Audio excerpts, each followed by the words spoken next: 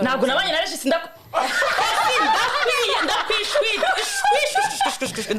indes ntugafata umugabo wanjye mugeranye n'ibintu by'amafuti ndakwiyamye urangwe ngo nabanye na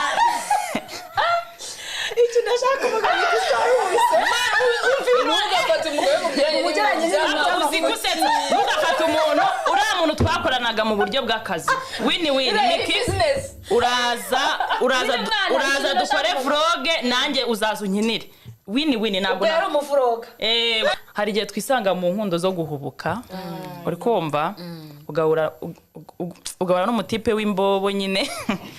ucoma ukora n'utundi ariko hari uri kumva ariko hari n'abasore bazima hari abaneze ngewe nagiye mura n'imbobo nyinshi nahuye nazo pe uri kumva bikawe n'imbobo nahuye n'imbobo nyinshi uri kumva rero hari igihe nyine uhura n'umuntu wa nyawe warahuye n'imbobo nyinshi ngewe ntabwo umuntu uvuga nabi abafiyemeri nge mani ariko reka mubwire tesi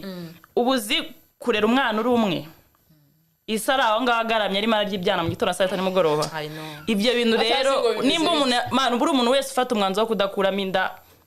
ni kenshi abakobwa bashuti bacu twiga tubona bazikuramo ariko ukabona umwana waremeye inda aravuze ati mama yake na mama ndayibyara si yanyihakana yanyemera akabyara umwana agafata n'imbaraga zo kumurera ukabona ingegera rero ngo kuko yabyaranye n'umuntu bakahita babana irimo iraza kwataka abantu ngo babyariye iwabo uwo mugabo muri kumwe ushaka gusanga ari abakobwa yagize abafiyemeri benshi we wita ngo ufite umugabo so rero turabiyamye abantu muvuga n'abafiyemeri turabisabye kuko twebwe twaremeye tuba ba mama twanze kwitwa mama nyakwigendera wowe urabizi neza ko umuntu muri kumwe atari mama nyakwigendera